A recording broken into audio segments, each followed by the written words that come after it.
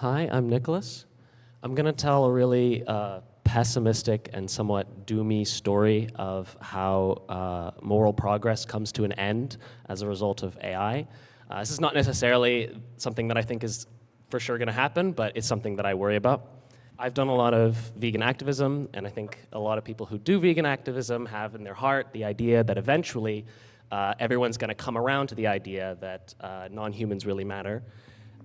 And I think this is a very central motivation behind activism. So I broke down moral progress into two parts. I think there's a lot of other things that might be important, but I think these are the first two that really pop out to me. One is that the conversation around moral progress is a very large conversation that's being had by billions of people around the world who all have very, very different ideas about what morality means. And the second point is that we have turnover and that new young people come in who don't necessarily share the views of their parents, and they have to form their own ideas about things. So on the first point especially, all it takes is a single person to have an idea for it to spread and take hold in the minds of other people. And so that extremely broad diversity of ideas is really important for you to be able to make progress.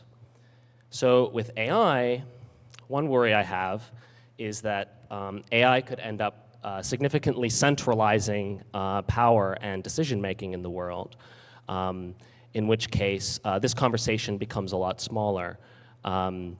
This is obviously worrisome for other reasons, but it could end up locking in that conversation to one person or a very small number of people who end up having all of the power.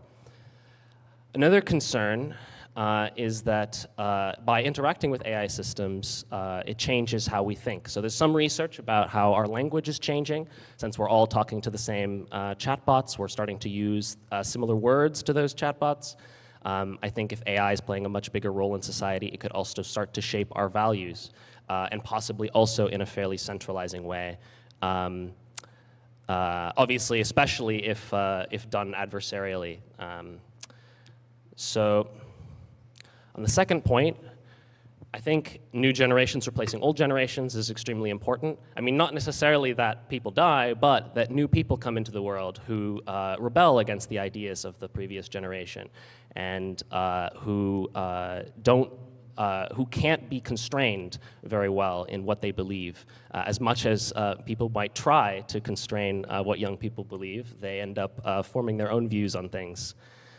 So the first is that we could enter a world where humans just don't die. AI has the potential to really accelerate quite a lot of technologies, including human life extension. I think especially concerning if the people in power don't die, that it might enable people in power to hold on to power indefinitely. You know, I would very much like to not die, but this is possibly a very big downside to this. And the second is a kind of AI immortality. This is a bit more broad. Obviously, a single AI system that is making decisions in the world doesn't have to die, but it might be replaced by successor systems as they're improved. But successor systems can be really constrained. I mean, the whole work of AI safety is about trying to figure out how to constrain AI systems and how to make sure that their behavior conforms to our values right now. And this makes it potentially a lot easier to lock in a certain kind of values and a certain kind of idea about how the world should be run. So yeah, that's basically it. My goal with this is not to necessarily convince you that this is the right frame, but to try and, if you hadn't already been thinking about this risk, to think about it a little bit. I think that we take for granted that we are on this path towards like the morally righteous world, and I think it would be really, really sad if that journey were to end.